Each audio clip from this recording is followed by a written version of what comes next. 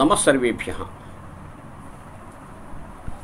ఏకాక్షర నిఘంటువులో భాగంగా మనం ఇంతకుముందు అచ్చులు, అదేవిధంగా క, చ, ట, త, ప అనేటువంటి వర్గాల్లో ఉండేటువంటి అక్షరాలు, వాటి యొక్క అర్థాలు సంగ్రహంగా తెలుసుకున్నాం. ఇప్పుడు ఆ తర్వాత అక్షరాలు చూద్దాం. వీటి తర్వాత యా, రా, ల, వ అనేటువంటి అక్షరాలు ఉన్నాయి. వీటికి అంతస్థములు అని పేరు. అంతే తిష్టంతి ఇది అంతస్థాః. ఇవి అచ్చులకు హల్లులకు మధ్యలో ఉంటాయి కాబట్టి వీటిని అంతస్థములు అన్నారు. అచ్చులే హల్లులుగా పరిణమిస్తాయి. అతి ఆదరః, అత్యాదరః ఈ యాగా మారిపోయింది. అలాగే గురు ఆజ్ఞ, గురువాజ్ఞ ఊ వాగా మారింది. అలాగే పితృ ఆజ్ఞ, పిత్రాజ్ఞ రు రాగా మారింది. లు ఆకృతి, లాకృతి లు లాగా మారిపోయింది. కాబట్టి వీటికి అంతస్థములు అని పేరు. అంతే తిష్టంతి ఇది అంతస్థాః. వీటి యొక్క అర్థాలు మనం క్రమంగా తెలుసుకుందాం. య ఇసూయః కదితః ప్రాజ్ఞైః యో వాయురితి శబ్దితః యానే యాతరి యః త్యాగే కథితః శబ్దవేదిభిః. యః అనేటువంటి ఈ అక్షరం, యా అనేటువంటి అక్షరం కీర్తి, అలాగే వాయువు, అలాగే వాహనం, ప్రయాణం చేసేవాడు, త్యాగము అనేటువంటి ఈ 5 అర్థాల్లో ప్రయోగింపబడుతుంది. ఆ తర్వాత అక్షరం రా. రస్య రామే అనిలే వహ్నౌ భూమావపి ధనేపి చ ఇంద్రియేంధనరోగేషు రుహు భవే చ ప్రకీర్తితః. రస్య రామే, రహ అనేటువంటి అక్షరం రాముని యందు, అనిలే వాయువునందు, వహ్నౌ అగ్నియందు, భూమావపి ధనేపి చ భూమి, ధనము అనేటువంటి అర్థాల్లోనూ, ఇంద్రియ ఇంధన రోగేషు ఇంద్రియము, ఇంధనము, రోగము అనేటువంటి అర్థాల్లోనూ, లేదా ఇంద్రియమే ఇంధనంగా కలిగినటువంటి రోగముల యందు ప్రయోగింపబడుతుంది. అలాగే రుహు అనేటువంటి అక్షరం, రు అనేటువంటి అక్షరం భవము అంటే సంసారము అనేటువంటి అర్థంలో ప్రయోగింపబడుతుంది. ఇక రా తర్వాత అక్షరం లా.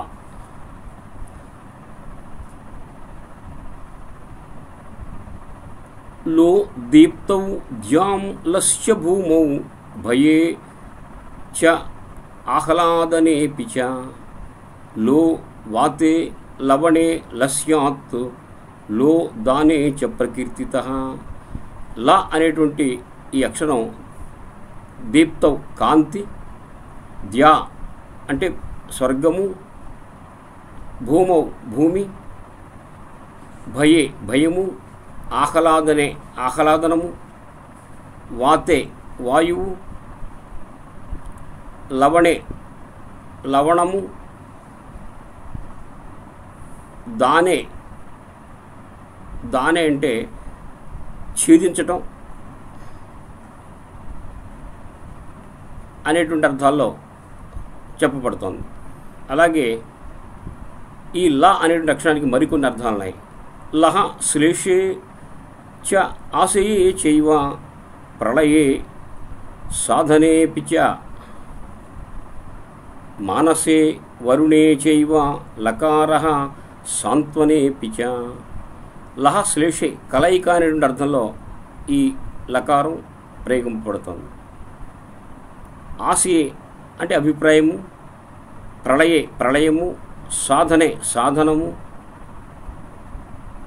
మానసే అంటే మానసము, వరుణే వరుణుడు, అదేవిధంగా సాంత్వనే సాంత్వనం అంటే ఓదార్పు అనేటువంటి ఈ అర్థాల్లో ఈ లకారం ప్రయోగింపబడుతుంది. ఈ లకారానికి చాలా అర్థాలు ఉన్నాయి. అలాగే తర్వాత అక్షరం వ. విశ్చపక్షి నిగదితః గగనం పరికీర్తితం. వి అనేటువంటి ఈ ఏకాక్షర శబ్దానికి పక్షి, ఆకాశం అనేటువంటి రెండు అర్థాలున్నాయి. తర్వాత శ, శం సుఖం శంకర శ్రేయ శిష్య సీముని నిగజ్యతే. శయనే శః సమాఖ్యాతో హింసాయాం సో నిగజ్యతే. శం సుఖం, శం అనేటువంటి అక్షరానికి సుఖం అని అర్థం. అలాగే శంకర, శంకరుడు, శ్రేయ శ్రేయస్సు, శ అనేటువంటి అక్షరానికి సీమిని అంటే సీమ అంటే సరిహద్దు అనేటువంటి అర్థాలున్నాయి. అలాగే ఈ శ అనేటువంటి అక్షరానికి శయనము అంటే నిద్ర, అలాగే హింసాయాం అంటే నాశనము అనేటువంటి అర్థాలున్నాయి. కాబట్టి ఈ శ అనేటువంటిది సుఖము, ఈశ్వరుడు, శ్రేయస్సు, సరిహద్దు, నిద్ర, నాశనము అనేటువంటి అర్థాల్లో ప్రయోగింపడుతుంది. తర్వాత అక్షరం ష. షః కీర్తితః బుధై శ్రేష్ఠే షస్య గంభీరలోచనే. ఉపసర్గే పరోక్షే చ షకారః పరికీర్తితః. షః అనేటువంటి శబ్దం శ్రేష్టము అనేటువంటి అర్థంలోను, గంభీరం లోచనుడు అంటే గంభీరమైన లోచనాలు కలవాడు అనే అర్థంలోను, సృష్టి అనే అర్థంలోను, పరోక్షము అనే అర్థంలోనూ చెప్పబడుతుంది. తర్వాత అక్షరం స. సహ కోపే వరణే సస్యాత్ తథా శూలిని కీర్తితః. సహ అనేటువంటి అక్షరం కోపమునందు, వరణం అనేటువంటి అర్థంలోనూ వరించుట, తథా శూలి అంటే ఈశ్వరుడు అనే అర్థంలో చెప్పబడుతుంది. ఇక స అనేటువంటి అక్షరానికి లక్ష్మి, గౌరి అనేటువంటి అర్థాలున్నాయి. సహ అంటే కోపం, వరణం, అలాగే ఈశ్వరుడు. ఇక స అనేటువంటి శబ్దానికి లక్ష్మి, పార్వతి అనేటువంటి అర్థాలున్నాయి. తర్వాత హ. హహ కోపే వారణే హస్య తదా శూలి ప్రకీర్తితః. హి పద్మావరణే ప్రోక్తో హి స్యాత్ హేత్వవధారణే. హహ అనేటువంటి అక్షరం కోపం, వారణము అంటే ఏనుగు లేదా నివారించడం. అదేవిధంగా శూలి అంటే ఈశ్వరుడు, పద్మావరణము పద్మముల యొక్క ఆవరణం, అలాగే హేతు అవధారణం ఒక హేతువు యొక్క అవధారణం నిశ్చయం అనేటువంటి అర్థంలో ఈ హి అనేటువంటి శబ్దం ప్రయోగపడుతుంది. అలాగే క్ష. క్ష అనేటువంటి అక్షరం ఏ అర్థాల్లో ప్రయోగపడుతుందో చూద్దాం. క్ష క్షేత్రే వక్షసి ప్రోక్తః బుధై క్ష శబ్దశాసనే. క్షి క్షేత్రే క్షత్రరక్షే చ నృసింహే చ ప్రకీర్తితః. క్ష అనేటువంటిది క్షేత్రము అనే అర్థంలోను, వక్షస్థలము అనే అర్థంలోను, అలాగే ఇక క్షి అనేటువంటి అక్షరం క్షేత్రము, క్షత్రరక్ష అంటే క్షత్రియులను రక్షించడం అనే అర్థంలోను, నృసింహస్వామి అనేటువంటి అర్థంలోనూ ప్రయోగపడుతున్నాయి. ఈ విధంగా అక్షరములు అంటే ఆది క్షాంతాః స్మృతాః వర్ణాః అక్షరాః పరికీర్తితాః అని చెప్పుకున్నాం. అకారం నుంచి క్ష వరకు ఉండేటువంటి వర్ణముల యొక్క అర్థాలు ఇప్పుడు ఇందులో మనం చర్చించుకోవడం జరిగింది. కాబట్టి మనం ముందనుకున్నట్లుగా అమంత్రం అక్షరం నాస్తి, మంత్రం కానటువంటి అక్షరం ఏది లేదు. ప్రతి అక్షరానికి భగవత్పరమైనటువంటి ఎన్నో అర్థాలు ఉన్నాయి. కాబట్టి అన్ని అక్షరాలు మహిమాన్వితాలే. ఇక ఇవి కాకుండా ఇంకా ఎన్నో అక్షరాలు మనకి కనిపిస్తుంటాయి. తు హి చ వై అనేటువంటి కొన్ని ఏకాక్షరాలు కనిపిస్తాయి. తు హి చ వై పాదపూరణే అని మనం కేవలం పాదాలు పూర్తి చేసుకోవడానికి ఆ అక్షరాలు ఉపయోగిస్తాం అనుకుంటాం, కానీ వాటికి ప్రత్యేకమైనటువంటి అర్థాలు ఉన్నాయి. ఉదాహరణకి ఒకసారి కాళిదాసు కాశీనగర క్షేత్రం కోసం, అంటే కాశీనగర క్షేత్రాన్ని దర్శించడానికి వెళ్ళాడు. అక్కడ వ్యాసుని యొక్క విగ్రహం ఉంటుంది.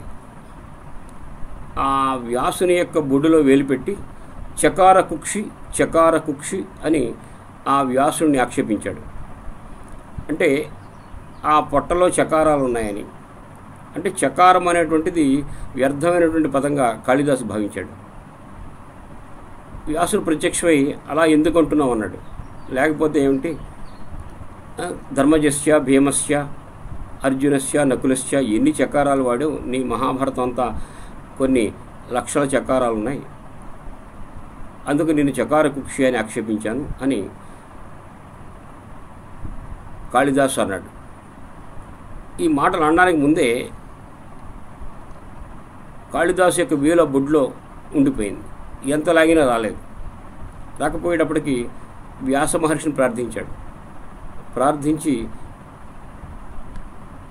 వేడుకునేటప్పటికి ఆయన ప్రత్యక్షమయ్యాడు. ప్రత్యక్షమై అతన్ని కరుణించగా ఆ వేరు బయటకు వచ్చింది. ఇలా నన్ను ఎందుకు ఆక్షేపించావంటే మహాభారతం అంతా చకారాలే స్వామి, అందుకు ఆక్షేపించా అన్నాడు. అయితే చ అనేటువంటిది లేకుండా నువ్వు చెప్పగలవా అని వ్యాస మహర్షి కాళిదాసుని అడిగాడు. చెప్పగలను స్వామి అన్నాడు. అలాగే నేను ఒక విషయం ఇస్తాను, ఆ విషయాన్ని చకారం ఉపయోగించకుండా నువ్వు చెప్పాలి అన్నాడు. అయితే అడగండి స్వామి అన్నాడు. ద్రౌపదికి పాండవులు భర్తలు, మరుదులు, బావలు అవుతారు. ఈ సంబంధాన్ని నువ్వు చకారం అనేటువంటి పదం వాడకుండా చెప్పు చూద్దాం అన్నాడు. అంటే కాళిదాసు ఒక క్షణం ఆలోచించి ఒక పద్యాన్ని రచించాడు. ద్రౌపద్యా పాండుతనయా పతిదేవర భావుకా నదేవరో ధర్మరాజ సహదేవో న భావుక అన్నాడు. ఇందులో చ అనేటువంటి అక్షరం ఎక్కడా ఉపయోగించలేదు. వ్యాసుడు ఏమనుకున్నాడంటే భీమస్య ధర్మజస్య నకులస్య సహదేవస్య అనేమన్నా చకారాలు వాడతాడేమో అని ఆయన ఊహించారు. కానీ కాళిదాసు ఒక్క చకారం కూడా ఉపయోగించలేదు. ద్రౌపద్యా పాండుతనయా, ద్రౌపదికి పాండవులు పతిదేవర భావుకా, పతులు, మరుదులు, బావలు అవుతారు. నదేవరో ధర్మరాజ, ధర్మరాజు ఎప్పుడు మరిది కాడు. సహదేవో న భావుక, సహదేవుడు బావకాడు అన్నాడు. అంటే ద్రౌపది 5గురిని వివాహం చేసుకున్న ఒక్కొక్క సంవత్సరం ఒకరితోటి ఆవిడ ఉంటుంది. అందువల్ల ద్రౌపది ధర్మరాజుతో ఉంటే అందరూ మరుదులవుతారు. ఆమె భీముడితో ఉంటే ధర్మరాజు బావగారు అవుతాడు, మిగిలిన ముగ్గురు మరుదులవుతారు. ఆమె అర్జునుడితో ఉంటే ధర్మరాజు భీముడు బావలవుతారు, నకులు సహదేవులు మరుదులవుతారు. ఈ విధంగా పతి దేవర భావుక, పతులు, భర్తలు,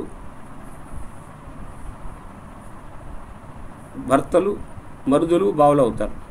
ఎప్పుడూ ధర్మరాజు మరిది కాడు, ఎప్పుడూ సహదేవుడు బావకాడు అని అర్థం వచ్చేలాగా ఈ పద్యం చెప్పేటప్పటికి వ్యాసుడు కాళిదాసును ఆశీర్వదించి అనుగ్రహించాడని ఒక